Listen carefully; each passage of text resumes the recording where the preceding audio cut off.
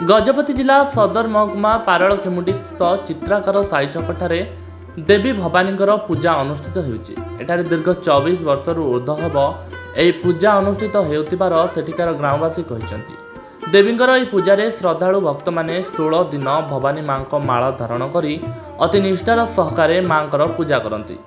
यह अंचल में माता भवानी पूजा 11 दिन हुए। प्रतिपदा ठारू विजया दशमी दिन पर्यंत पूजा होता है एवं एकादशी दिन विसर्जन करा जाता है। सकाळे माँकर मंगल आरती, मध्याह्न अन्नभोग, त्रिसंध्यार आरती, शीतल भोग, कुकुम आचन करा जाए। प्रतिदिन माँकर वेशभूषा श्रृंगार सज्जित होता है। अति आनंद उल्लास माँकर पूजा एठारे पालन करा जाता है। 2001 मसीह पूजा आरंभ कर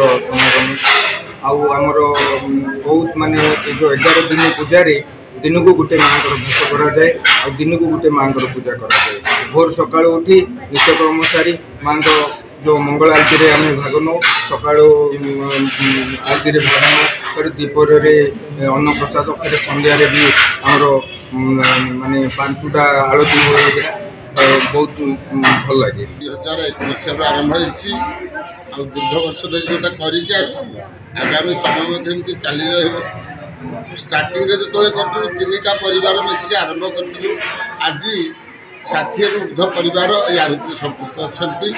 बहु परिवार लोक मैंने आसती माला धारण करते भवानी माँ जहाँ इच्छा थाए भक्तर माँ मिलूँ विश्वास रहे। Gajapati Vivekananda Behera report Hiranchal live.